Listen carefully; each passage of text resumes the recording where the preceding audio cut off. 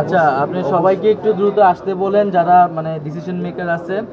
আর আস্তে আস্তে আপনারা তো বুঝতেছেন এখানে পরিস্থিতিটা কি, অলরেডি পদক্ষেপ নেওয়া উচিত ছিল।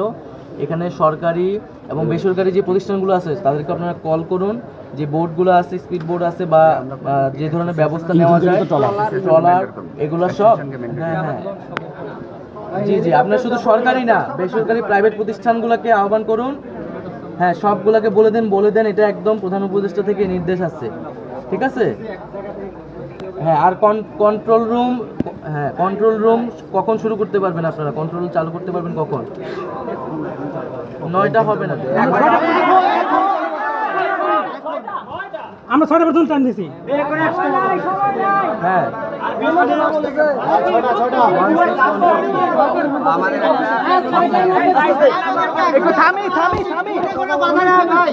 আচ্ছা, এটা আপনি দ্রুত 1 ঘন্টার মধ্যে এটা চালু করার ব্যবস্থা করেন। আমি এখানে আছি, এটা চালু না হওয়া পর্যন্ত আমি যাচ্ছি না আর কি। হ্যাঁ, কন্ট্রোল রুম কে আছে বলে দেন, এটা চালু হইলে, এটা কার্যক্রম শুরু হলে তারপর আমি যাব। আপনি দ্রুত আসেন আর কি। আর ওই বোর্ডের কোম্পানিগুলোকে কল দিয়ে বলে দেন আর কি, যাতে এখনই তারা প্রস্তুতি শুরু করে যাওয়ার প্রিপারেশন নেয়। জি জি, আসসালামু আলাইকুম।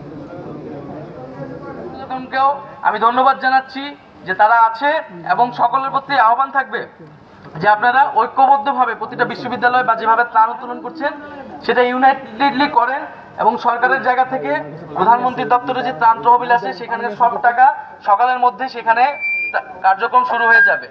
সকল প্রতিষ্ঠানকে বলে দেন যে যাতে এবং আমি সকল প্রতিষ্ঠানকে আহ্বান জানাচ্ছি আপনারা দ্রুত সময়ের মধ্যে অফিসিয়াল কাজ শুরু করুন এবং যার যার জায়গা থেকে সকল দিক নির্দেশনা চলে যাক।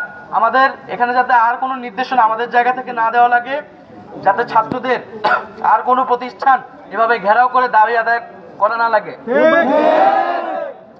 এবং আমরা যেভাবে গণ অভ্যুত্থান করেছি ঐক্যবদ্ধভাবে, এটি আমাদের একটি ন্যাশনাল ক্রাইসিস সামনে চলে এসেছে, সেটাকে আমাদের আবার সেই ইউনিটি ধরে রাখতে হবে।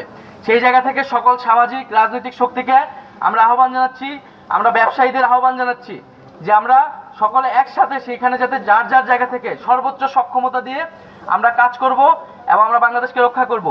এবং আমরা জানি যে এই যে বাঁধ খুলে দেওয়া হলো এবং একটি রাজনৈতিক জায়গা থেকে কিন্তু এই দুর্যোগটিকে নিয়ে আসা হলো বাংলাদেশে, সেই জায়গা থেকেও আমাদের এই রাজনৈতিক প্রশ্নটিকে কিন্তু মোকাবেলা করতে হবে। কেন যে কোনো এই যে বাঁধ খুলে দেওয়া হলো বাংলাদেশের সাথে কোনো ধরনের কোনো আলোচনা ছাড়া, কোনো ধরনের ডিসকাশন ছাড়াই কিন্তু বাঁধ খুলে দিয়ে বাংলাদেশের মানুষের বিরুদ্ধে আমাদের সেই প্রতিবেশী রাষ্ট্র কিন্তু জনগণের বিপক্ষে দাঁড়িয়েছে। আমরা তার নিন্দা এবং প্রতিবাদ জানাই এবং আমরা আহ্বান জানাবো যদি বাংলাদেশের জনগণের বিপক্ষে কোন রাষ্ট্র দাঁড়ায় তাহলে বাংলাদেশের জনগণও কিন্তু তার জবাব দিবে। তো সকলকে ধন্যবাদ জানাচ্ছি এবং আমি আপনাদের নিশ্চয়তা দিচ্ছি যে আপনারা যেই দাবিগুলো নিয়ে এসেছেন সেই দাবিগুলো এখান থেকে বাস্তবায়ন না হওয়া পর্যন্ত আমি অন্তত এখান থেকে যাব না।